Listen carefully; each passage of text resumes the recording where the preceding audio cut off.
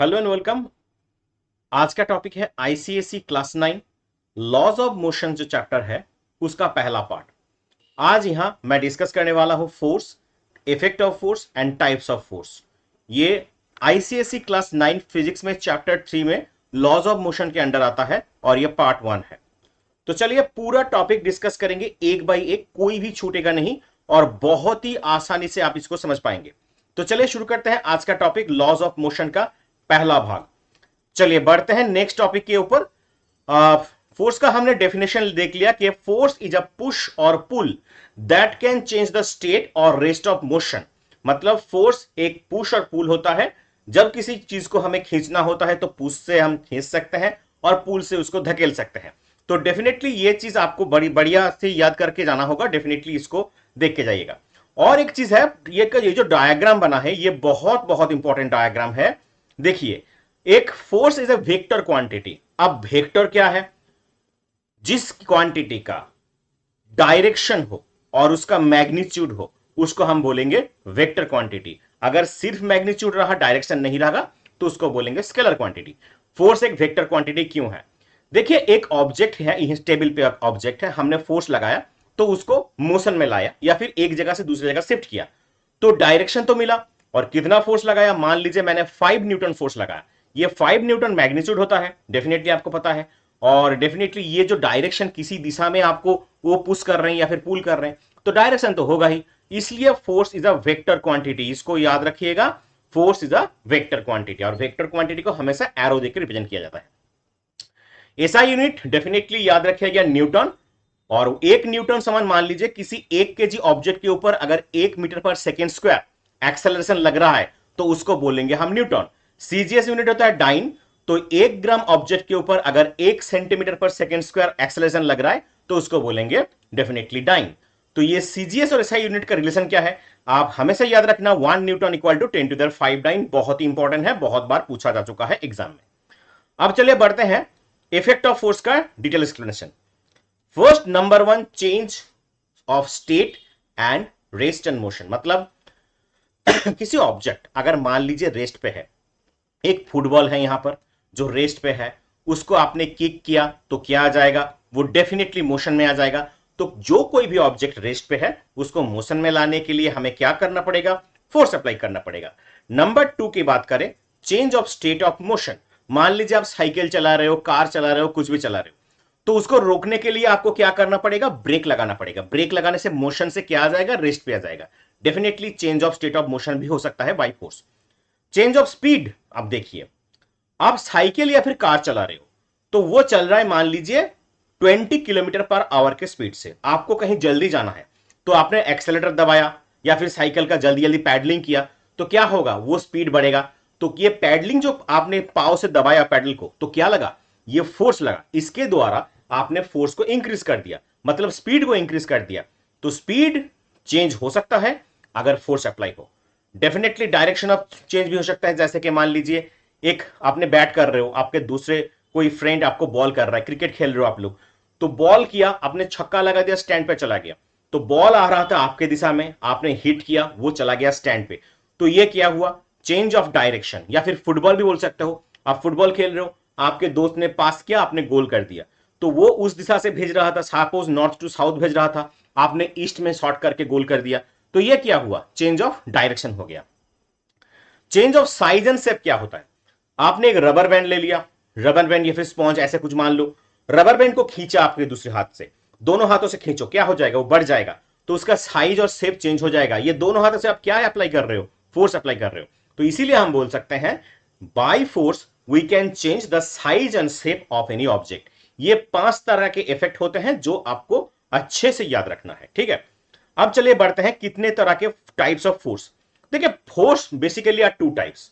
Number 1, contact force. अब contact force क्या है? ये देखिए, फोर्स अगर दो बॉडी एक के ऊपर फोर्स दूसरा फोर्स लगा रहा है, अगर वो कांटेक्ट में है, टच में है, तो उसको हम बोलेंगे कांटेक्ट फोर्स।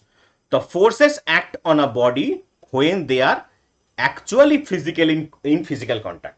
जब कोई एक बॉडी दूसरे बॉडी के ऊपर फिजिकल कांटेक्ट में है, अगर वो फोर्स लगा रहा है तो उसको हम बोलेंगे कांटेक्ट फोर्स।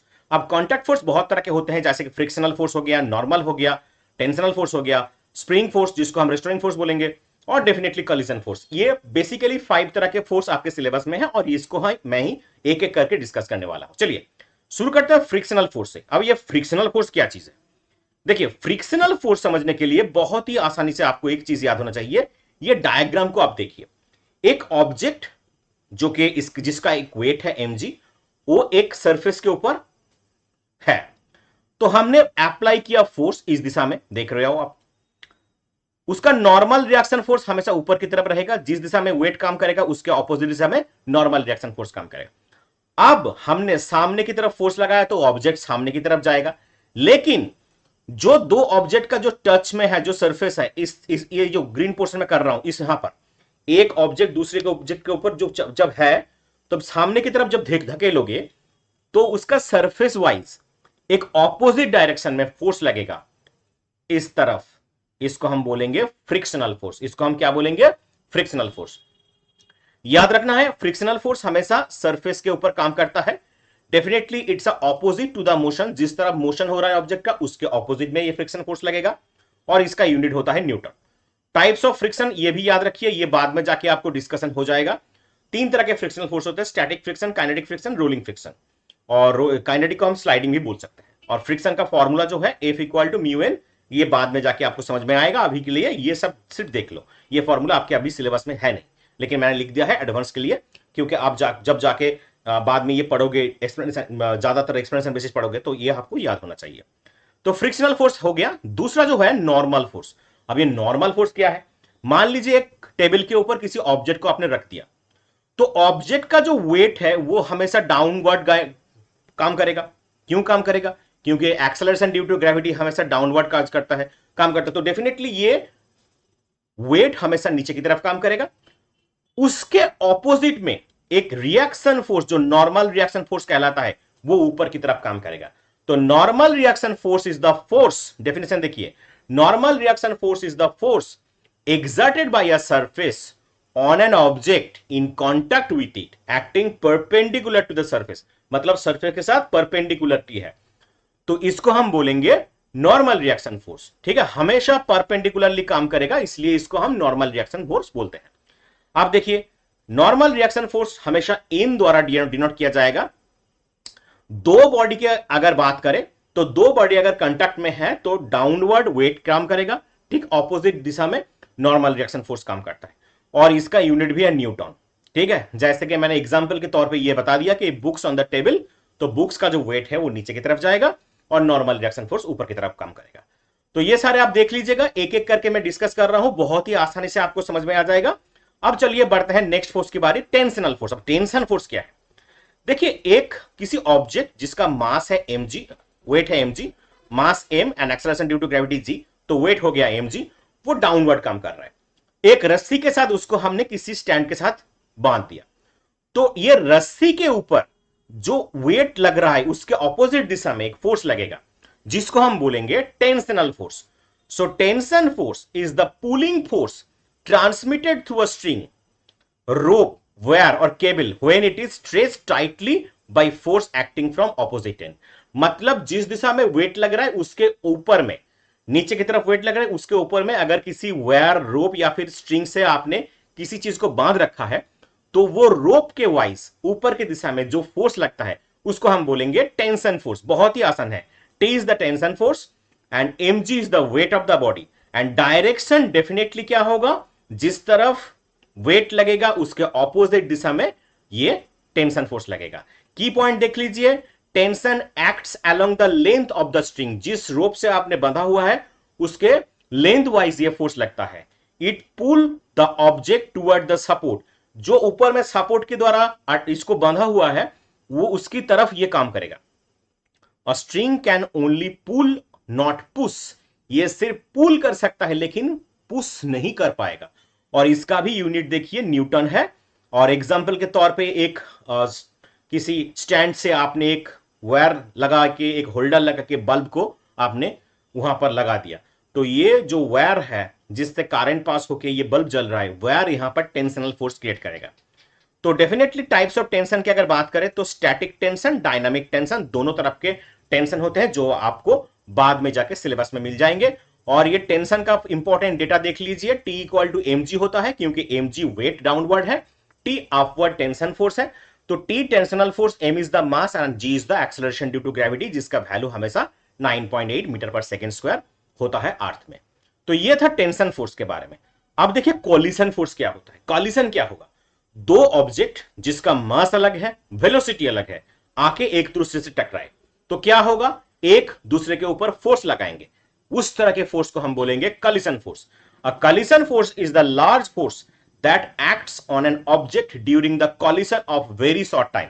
मतलब मान लीजिए एक फुटबॉल ले लो आप, एक टेनिस बॉल ले लो, दोनों को एक ही दिशा में ऑपोजिट डायरेक्शन से एक ही तरफ ढकेल दो, तो आके वो क्या करेगा बिफोर कॉलिजन, मान लीजिए ए फुटबॉल है, बी टेनिस बॉल है, ए आ रहा है u1 वेलोसिटी से और बी जो टेनिस बॉल है वो आ रहा है u2 वेलोसिटी से, टकराने से जो ड्यूरिंग द कॉलिजन क्या होगा, ये ए बी के ऊपर फोर्स लगाएगा, बी ए के ऊपर फोर्स लगाएगा, तो इक्वल एंड ऑपोजिट फोर्स लगाएगा, इसलिए हम बोल सकते हैं एफ ए बी के ऊपर जो लगा रहा है, एफ माइनस एफ बी ए। अब बी ए क्या होता है, बी ए के ऊपर लगा रहा है जो फोर्स, माइनस क्यों है, ऑपोजिट डायरेक्शन में फोर्स लगा रहा है इसीलिए।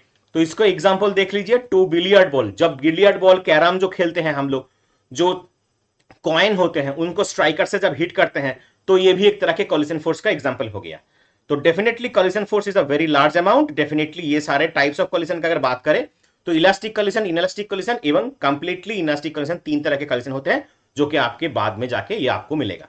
की पॉइंट की अगर बात करें, coalition force acts on the very short time, ये बहुत ही कम समय के अंतर का आज काम करता है। Arises to body are in come in contact, जब दो बॉडी एक दूसरे के ऊपर टच करेंगे, मतलब कोलिजन करेंगे, तभी जाके ये कॉलिशन फोर्स एक्ट करेगा। It changes the speed and direction of the object, मान लीजिए दो ऑब्जेक्ट आके एक दूसरे से टकराए तो स्पीड का तो चेंज होगा ही, और जो ज्यादा बड़ा है, मास जिसका ज्यादा है, वेट जिसका ज्यादा है, वो दूसरे ऑब्जेक्ट को उसको धकेल देगा या फिर उसका डायरेक्शन चेंज कर सकता है, स्पीड चेंज कर सकता है। और इसका भी यूनिट होता है डेफिनेटली न्यूटन। तो डेफिनेटली इसको इंपॉर्टेंट डेटा के तौर पे एक फॉर्मूला दे दिया है। डेफिनेटली फोर्स एवरेज जो होता है, change in momentum by time in coalition, ये देख लीजिएगा, ये वाले जो फॉर्मूला बाद में जाके आप हायर क्लास में जाके आपको मिल जाएगा। अब चलिए, फोर्स एक्सर्टेड बाय स्प्रिंग क्या होता है। आपने स्प्रिंग तो देखा ही होगा। स्प्रिंग को हम क्या करते हैं, एक स्प्रिंग जो मान लीजिए कि स्टैंड के साथ अटका हुआ है, ये पिक्चर देख लीजिए, तो इसको हमने एक वेट लगा दिया आखिर में और इसको हमने फोर्स लगा के थोड़ा खींचा, तो मान लीजिए इसका जो एक्स्ट्रा जो बढ़ गया फोर्स लगाने के बाद वो एक्स है, मतलब वो स्ट्रेच्ड हो गया। ये जो है मतलब the force exerted by the spring. अब एक्सर्टेड बाय द स्प्रिंग मतलब स्प्रिंग क्या करेगा, वो अपने आप को पहले जो था उसके द्वारा, वो पहला जो पोर्शन था, पहला जो पोजीशन था, उस पे आना चाहेगा। इसलिए वो क्या करेगा, एक एक्सर्टेड फोर्स लगाएगा ऑपोजिट डायरेक्शन में। हम लोग खींच रहे हैं इस दिशा में, ऑपोजिट डायरेक्शन में वो क्या करेगा, एक रेस्टोरिंग फोर्स लगाएगा, जिसको हम यहां पर बोलेंगे स्प्रिंग फोर्स। बस स्प्रिंग कांस्टेंट हम बाद में आएंगे, spring force.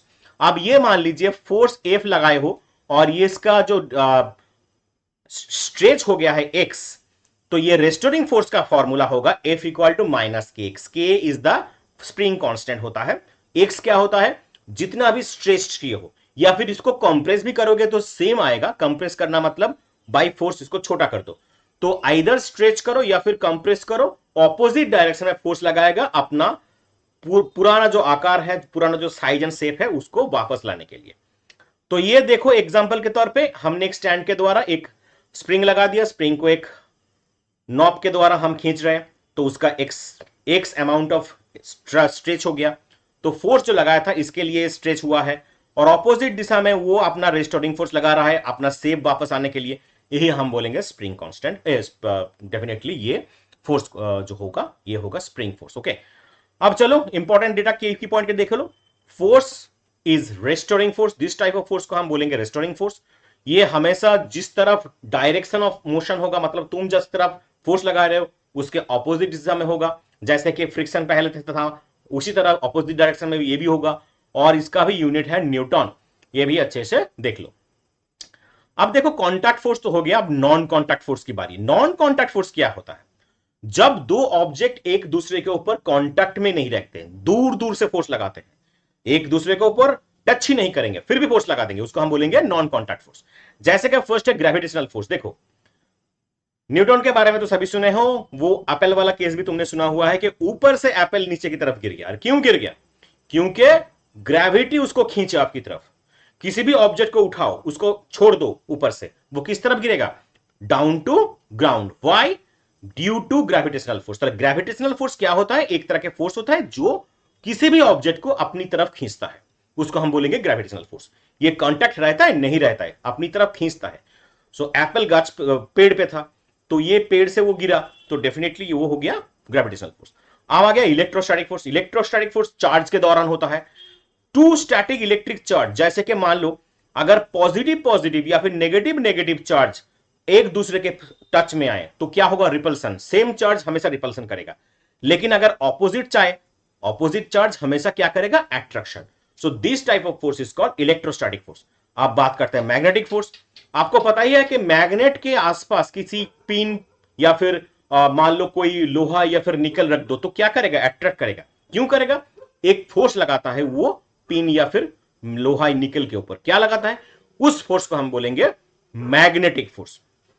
Magnetic force exerted by the magnet on magnetic material. Magnetic material कौन कौन से होते हैं? आयरन हो गया, निकल हो गया, कोबाल्ट हो गया, ये सारे मैग्नेटिक। इसके लिए वो क्या करता है? मैग्नेट क्या करता है? उसको अपनी तरफ खींचता है। ठीक है, तो ये तीन तरह के नॉन कॉन्टैक्ट फोर्स हैं, इसका एग्जांपल है। अब मैथमेटिकल एक्सप्रेशन की बात करें तो फोर्स का जो मैथमेटिकल एक्सप्रेशन है वो है M A, F equal to M A. आप पढ़ोगे बाद में जाके Newton second law of motion में, F equal to M A. M क्या होता है? Mass of any object. आप किसी एम मास के ऑब्जेक्ट को एफ फोर्स लगा के ए एक्सेलरेशन प्रोड्यूस कर रहे हो। एक्सेलरेशन अगर नहीं पता तो डेफिनेटली इसके पिछले वाले चैप्टर में एक्सेलरेशन क्या होता है, वेलोसिटी क्या होता है, स्पीड क्या होता है, ये सारा डिस्कस किए हुए हैं कि देख लेना।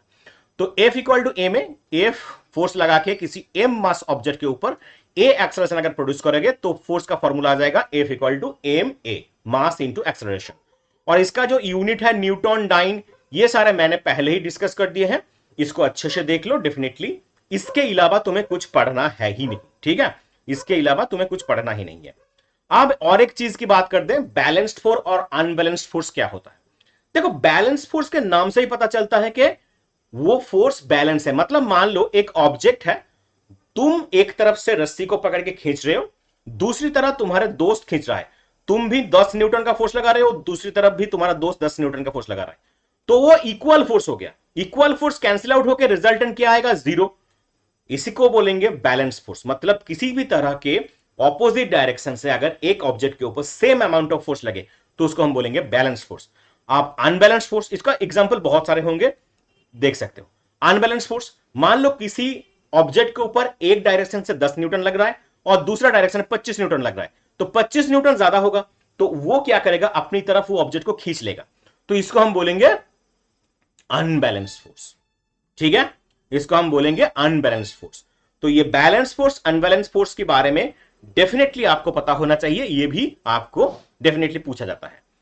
तो अगर लाइव क्लास करना चाहते हो IIT JEE, NEET, ICSE, CBSE सभी क्लास के लिए, ओलंपियाड या फिर फाउंडेशन का, तो जाओ वेबसाइट पे देखो, पूरा डिटेल्स मिल जाएगा, क्लास बुकिंग करो। वेबसाइट है advancedphysicsacademy.com, advancedphysicsacademy.com, गूगल पे जाके सर्च कर लो। तो मिलते हैं दूसरे वीडियो में, तब तक के लिए डेफिनेटली वीडियो को लाइक करके दोस्तों के साथ शेयर कर दो और इसको बहुत अच्छे से पढ़ लो क्योंकि ये इंपॉर्टेंट चैप्टर है। पार्ट 2 आने वाला है इस चैप्टर का, तब तक के लिए बने रहे हमारे साथ। धन्यवाद।